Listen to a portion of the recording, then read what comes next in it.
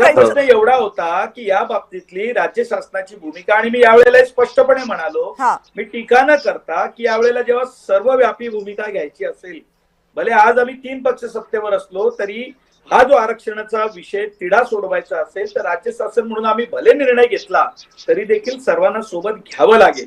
अन्यथा कुणीतरी एकाने निर्णय घेतला तर दुसरा कोणीतरी कोर्टात जाईल आणि ही प्रक्रिया पुढे जाणार नाही. आमची प्रामाणिकपणे इच्छा आहे की ही प्रक्रिया पुढे जावी, खालपर्यंत लोकशाहीचा जो आपला स्रोत खालपर्यंत जातो, की पंचायत समिती असो, ग्रामपंचायत असो, तिथे निवडून आलेल्या प्रतिनिधींनी कारभार चालवावा, ही आमची भूमिका आहे. त्यामुळे मी कोणावर काही टीका केलेली नाही. माझा विषय एवढाच होता की आपण हे मांडत असताना आज सुप्रीम कोर्टापासून सगळ्यांनाच आपण कसं काय दोषी धरू शकतो की हे कुणाला तरी दावणीला बांधलेले आहेत. ही भूमिका मांडणे योग्य नाहीये आणि अशा पद्धतीची भूमिका आपण चर्चेत करू नये, माझी तुम्हाला विनंती आहे. आपण सुप्रीम कोर्टात जाऊन भूमिका मांडा ना. हे तुम्ही म्हणताय चुकीचं आहे. बरं, ठीक आहे, त्याचं उत्तर शिवानंदजी देतील. पण आता मला माझ्या मूळ प्रश्नाचं उत्तर द्या की राज्य सरकारची भूमिका नेमकी काय, म्हणजे सरकार म्हणून असलेली भूमिका काय आहे? की आरक्षण 27% मिळायला पाहिजे ओबीसींना, की एससी एसटी ला आरक्षण दिल्यानंतर आणि 50% आरक्षणाची मर्यादा पाळल्यानंतर जे मध्ये गॅप राहील तेवढं मिळालं पाहिजे?